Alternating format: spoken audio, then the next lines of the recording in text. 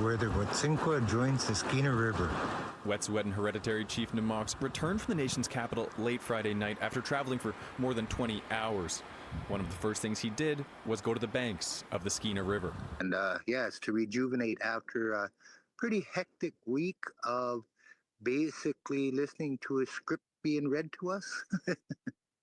Chief Na'moks was one of many First Nations leaders attending the federal government's Indigenous Summit, a meeting aimed at addressing concerns over the recently passed Bill C-5, which gives Carney's Liberals wide powers to fast-track major infrastructure projects. Chief Na'moks says he came back feeling frustrated, dismayed, and worried for his land.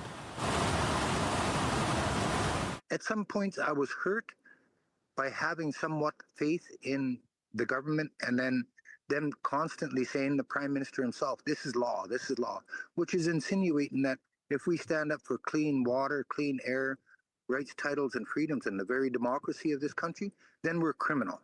Grand Chief Stuart Phillip, president of the Union of BC Indian Chiefs, echoed those concerns.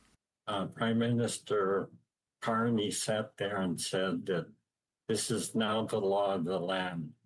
You have a choice. Get on board or get out of the way. But we're moving ahead. The UBCIC issuing a statement after the summit saying that it's gravely concerned this legislation undermines Indigenous rights and environmental protections. I've been involved in these issues for 50 years, and I've never seen anything like this in my entire life. You're getting it from every angle. The new federal legislation comes on the heels of a similar bill that was passed in BC, Bill 15, the Infrastructure Projects Act, which gives the provincial government similar powers to skip regulatory steps to fast-track the approval of projects deemed to be significant. Our law, LAW, land, air, water, we look after that for the children and grandchildren and those that have yet to be born. Their law is simply take, and when we're done with you, we'll leave you a mess and we'll go ruin another part of the world. Grand Chief Phillip, meanwhile, says that consent needs to be prioritized over consultation, and until that's enshrined in the law, he predicts conflict, both legal and physical, over fast-tracked projects.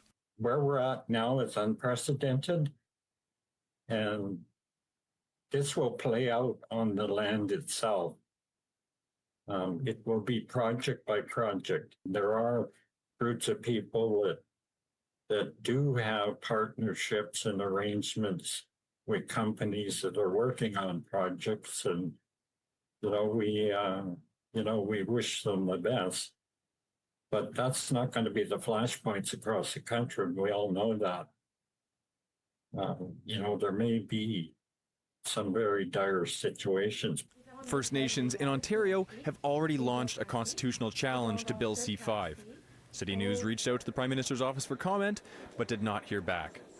For City News, I'm Jack Rabb.